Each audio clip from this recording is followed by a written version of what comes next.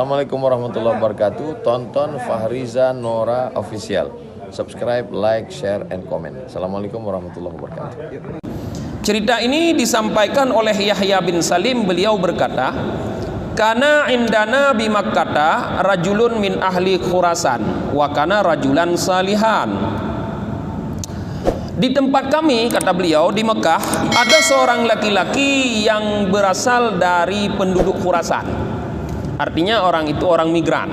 Yang laki-laki yang akan dicerita ini bukan penduduk asli Mekah. Jadi bukan orang Arab asli, dari Khurasan.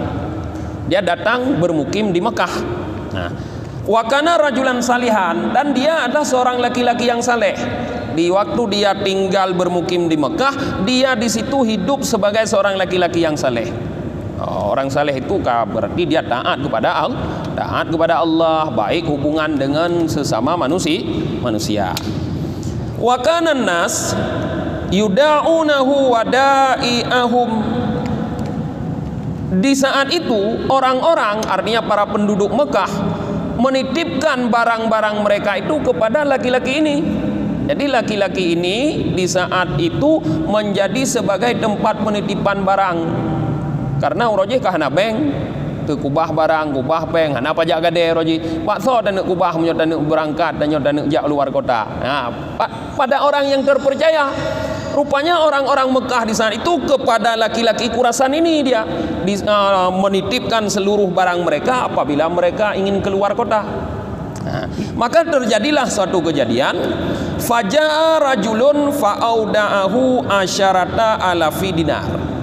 Datanglah seorang laki-laki, lalu laki-laki ini menitipkan kepada orang Khurasan tadi sebanyak 10.000 dinar, uang kepingan dinar, sebanyak 10.000 dinar.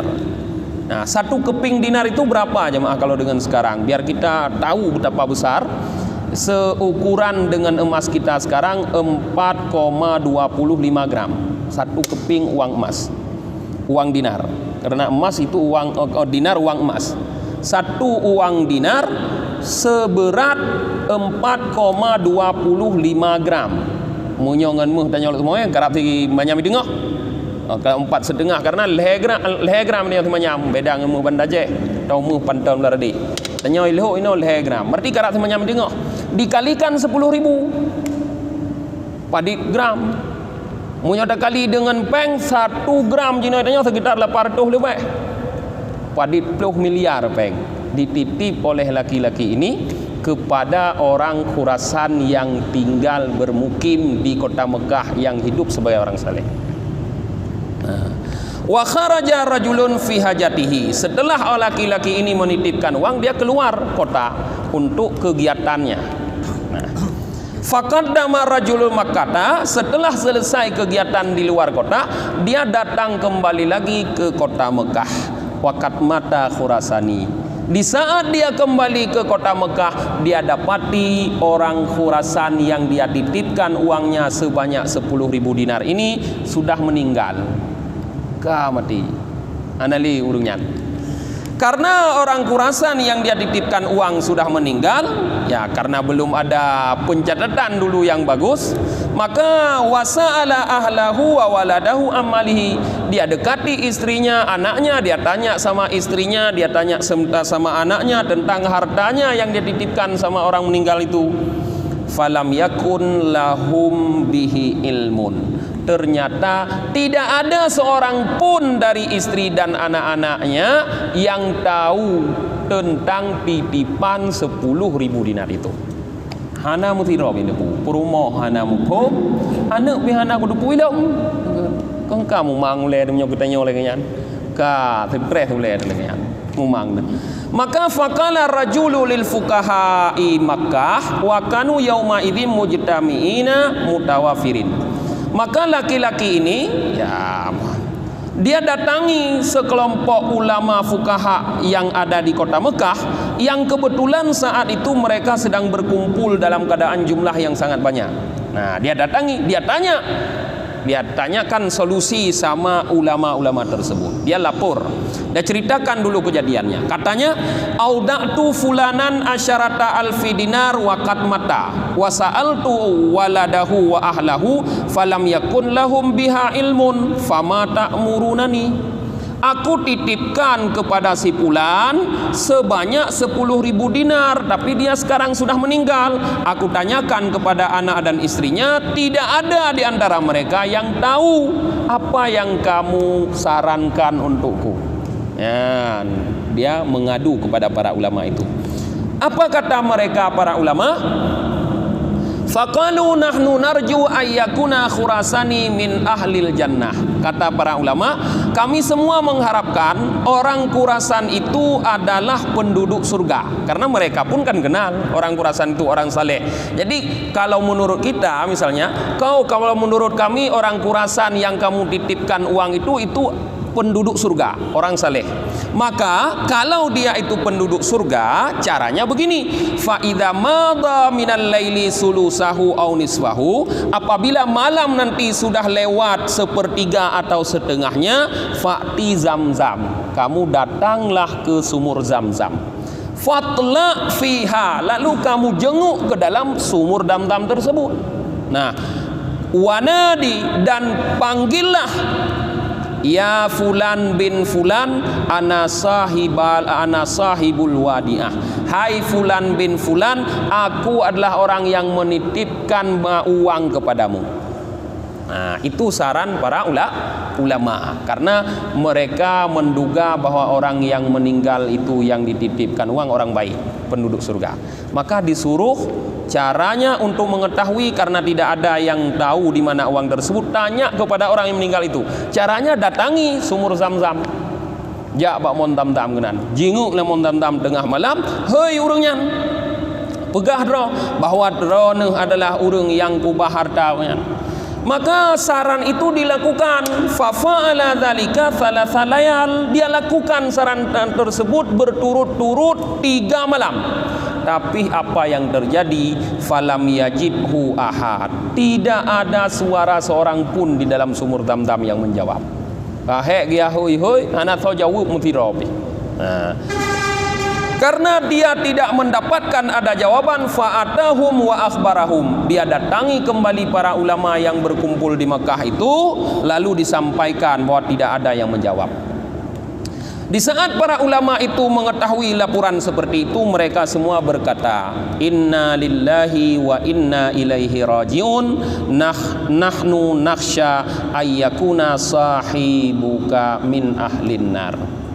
Inna lillahi wa inna ilaihi rajiun, kami khawatir, kami takutkan kadang saudaramu itu, orang tempat kamu titipkan uang itu adalah penduduk neraka. Sebab tadanya kadang menyohana bak mondam-dam nyan kajak kahui nyan thang penduduk neraka, walaupun tanging taleh-taleh penduduk neraka. Han mungkin punya penduduk surga keteut inan nyan hanak keteut penduduk neraka. Punya penduduk neraka kiban fa'tihil ya fa'til Yaman, maka silahkan kamu berangkat ke Yaman.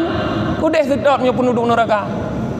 Berangkatlah kamu ke Yaman, fa inna fiha wadiyan yuqalu lahu burhud, karena di Yaman ada sebuah lembah, yang lembah itu diberi nama Burhud. Nah, yang kadroh Yaman ini nah perhana lah yang kadroh kata depan pada jamun sering dah dengar-dengar ada nyomon Burhud kan. Tapi berangkatlah kamu ke Yaman, katanya di Yaman itu ada sebuah lembah yang namanya Burhud, wabihi bi'run, di lembah itu ada sebuah sumur di lembah Burhud tersebut. Fatla fiha, jenguklah ke dalam sumur di lembah Burhud itu.